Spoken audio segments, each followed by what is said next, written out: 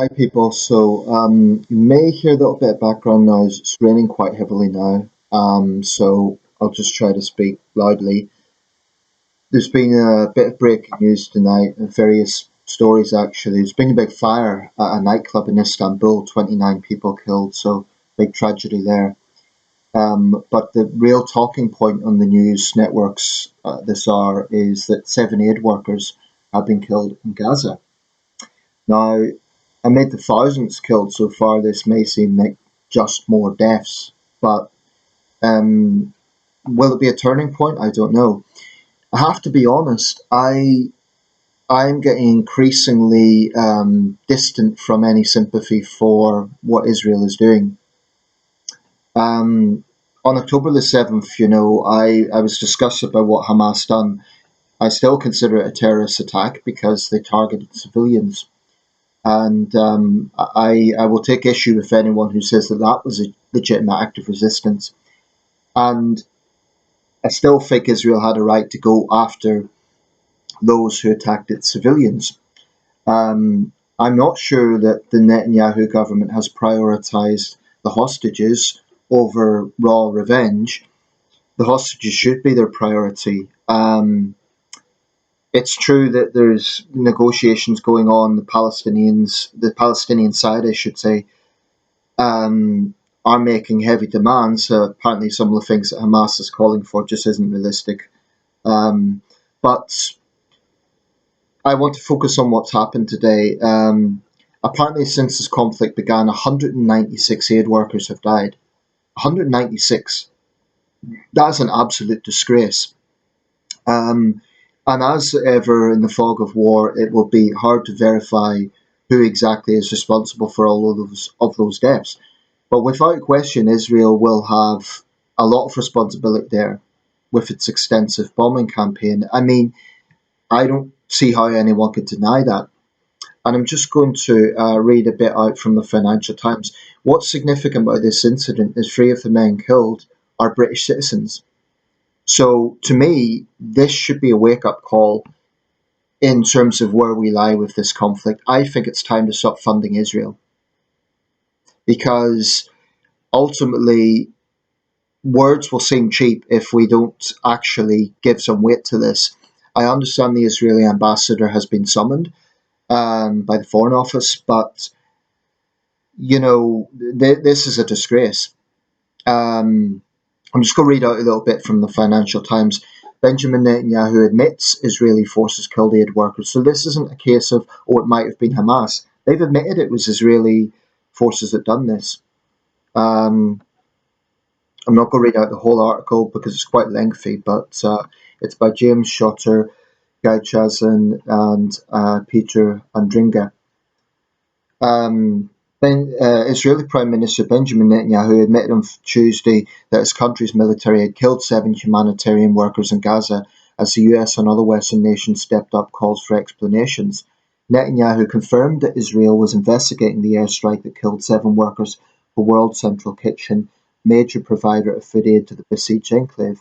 Unfortunately, there was a tragic incident in the last 24 hours in which our forces unintentionally hit innocent people in the Gaza Strip, he said. It happens in wartime. We will do everything we can to ensure this isn't repeated, except it has been repeated.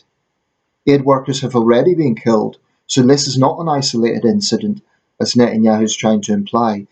WCK, that's World Central Kitchen, said the 7 people killed on Monday night included Australian, Polish, UK, and Palestinian staff members, as well as a dual US Canadian citizen. It added that it was immediately pausing its operations in the region where aid groups have warned of the risk of imminent famine. The UK also called in the Israeli ambassador to demand a quick and transparent investigation, confirming that 3 of the dead were British nationals. Israel's allies have voiced concerns that the war with Hamas could escalate into a broader regional conflict. A suspected Israeli attack earlier on Monday hit the consular section of Iran's embassy in Damascus, killing 3 senior Iranian officers and drawing a threat of retaliation from Tehran. There is a real chance this war will escalate and expand, but I think we need to seriously look at our role in this.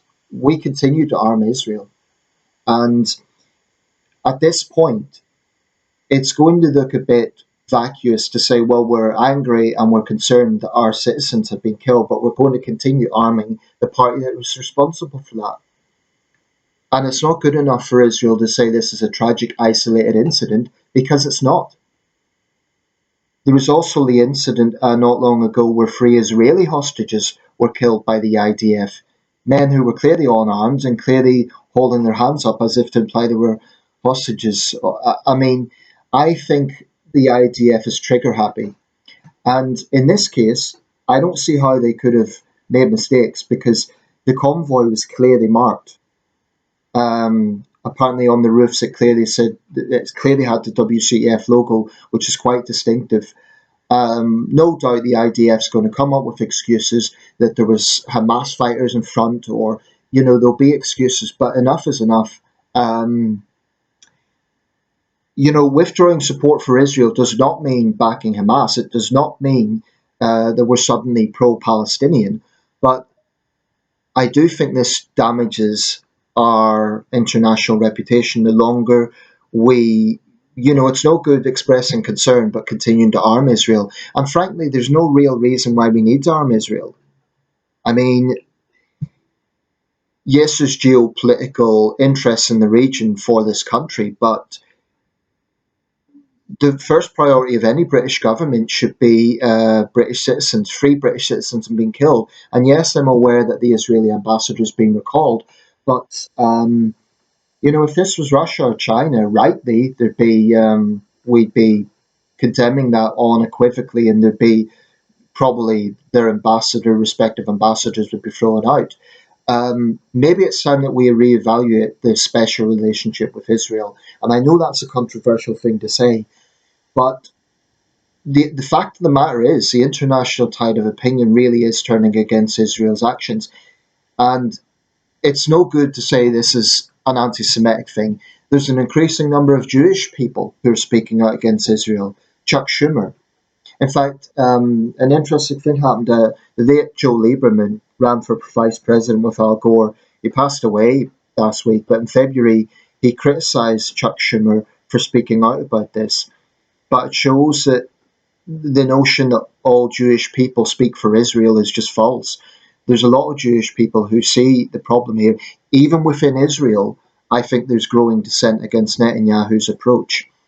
No one can rationally say that Israel should be complacent about Hamas. And I consider Hamas a terrorist organization. I would have a problem with anyone trying to legitimize them. There's nothing legitimate about deliberately targeting Israeli civilians. But the fact of the matter is, thousands of innocent Palestinians are suffering. And it's no good to say, well, Hamas hides among them. Enough is enough. This is going too far. And I'm troubled by it. I'm depressed by it. But I think we need to go further. We need to, if not cut off arms for Israel, at least threaten to do so, to step up pressure on Israel. It's no good saying, oh, we're concerned about this, and tell them off in the Foreign Office and then just back to business as usual, because we're going to be implicated here as well, and it will make it harder for us to preach on human rights if we're supporting a military that continues to have blood on its hands regarding aid workers, journalists, civilians. Yes, I am aware that Hamas hides in there. I know that Hamas has tunnels. I've seen the footage. I've seen the IDF propaganda. I get it. And, no conflict is black and white. But really, this is going too far. And for any Israeli official to say that this isn't a humanitarian crisis is delusional. It is. I know of people, they're a minority granted, but there are people on some forums that I'm on, political forums, who just blindly support Israel. And I'm finding myself increasingly detached from them. Now, like I said, on October the 7th, I was very much sympathetic to Israel.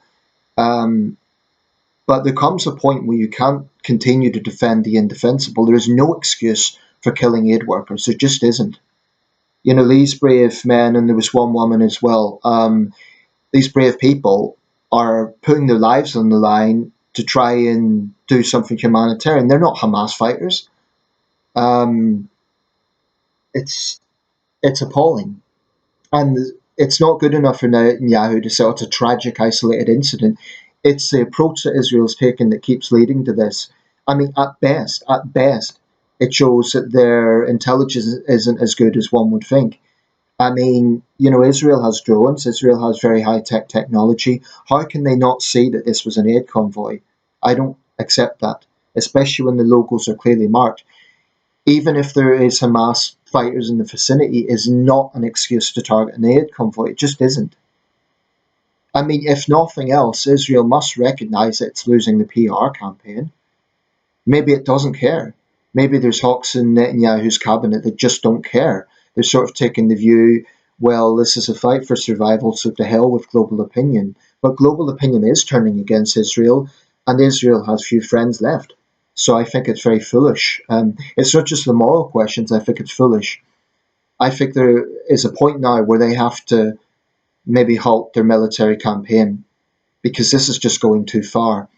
Um, and yes, Hamas should immediately halt as well. I'm not naive. I know Hamas's um, ideology. They want the elimination of Israel. I get that.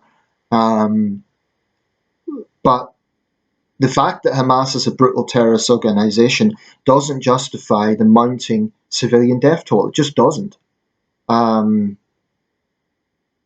and, thinking about it thoroughly depresses me. I'm not even there. I'm not directly affected by this conflict, but I'm depressed by it. It is a very, very grim situation, and no one should downplay that. Um, in terms of what happened in Damascus, I'm less critical there because Iran absolutely does fund state terrorism. There is a question, of course, about sovereignty. Is Israel, violating Syrian sovereignty? Well, if Syria and Iran are funding Hezbollah, which is attacking Israel, Israel does have a right to defend itself.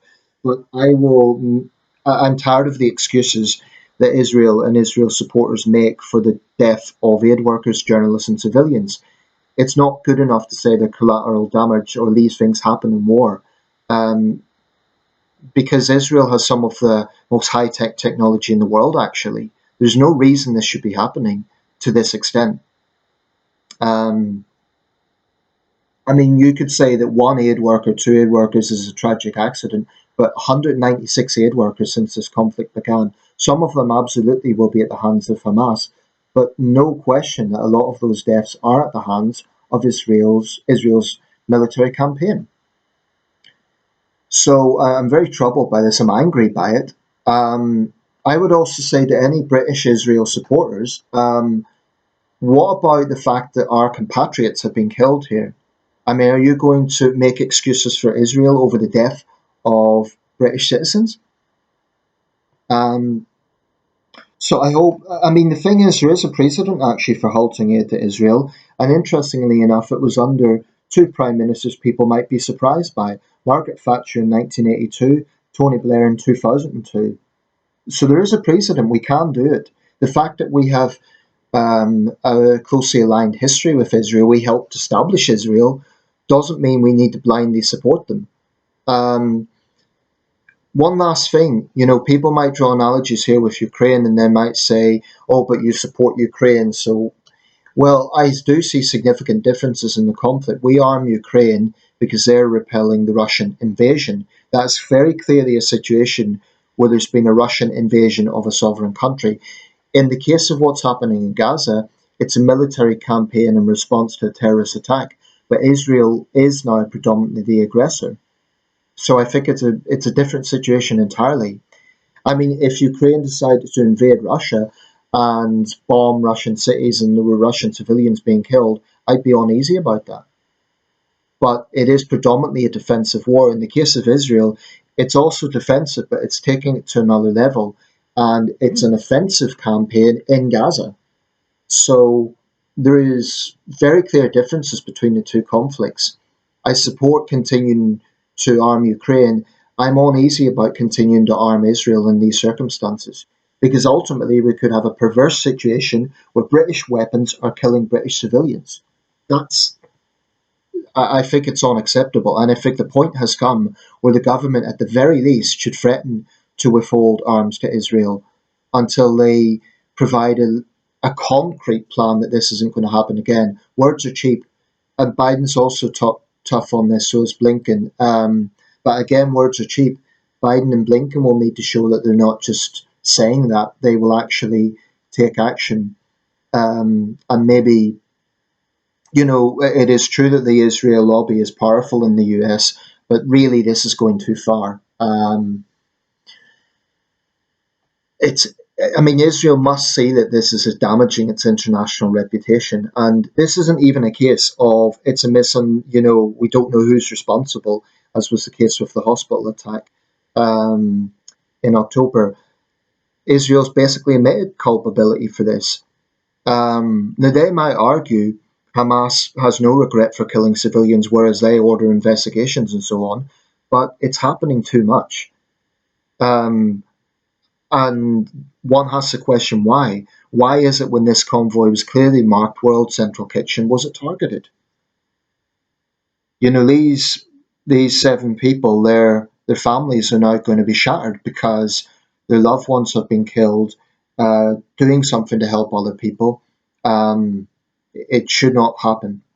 So I do think we need to now take a hard line with Israel, because I do think to some extent Netanyahu's government has just assumed Britain and America will just blindly support it no matter what. We need to send out the message, actually, that isn't a blank check. And to be honest, the longer this goes on, the more it will damage our international reputation. In my last video, I said that I was comfortable with Starmer's international, his foreign policy. Well, he's recently caved into pressure to call for a ceasefire. That's probably the right thing. At this point, I think the argument against the ceasefire was it will only allow Hamas to rebuild. But the problem is, the longer this goes on, the more civilians suffer. It is a mounting humanitarian crisis. How Israel can claim that it isn't is delusional. There's been propaganda videos in Hebrew showing Palestinians supposedly eating treats and so on, but we don't know when that was filmed. That could be well before the war. I don't believe Israeli sources on that. I don't entirely believe Palestinian sources either, but it's just common sense that when you have an extensive military campaign, when you have a civilian population that's cut off the way it is, then it's just common sense that that's going to create a humanitarian crisis. So yeah, I do think this might be a turning point. The fact British civilians have died, I think we need to seriously review if we should continue arming Israel at this point. I think we should put a halt to send out a message to Tel Aviv that there isn't a blank check, actually. And of course they'll complain about it, but sooner or later Netanyahu has to realise that he is getting more and more polarised. Even within Israel, there's been protests against Netanyahu. So Israelis themselves realise that this is untenable. This does not mean that I'm going to blindly support the Palestinians or I've suddenly done a big U-turn. I stand by everything I've said. But yeah, I wonder, will this be a turning point? Because I just think it would be meaningless if the government criticises this, but we continue arming Israel with a blank check.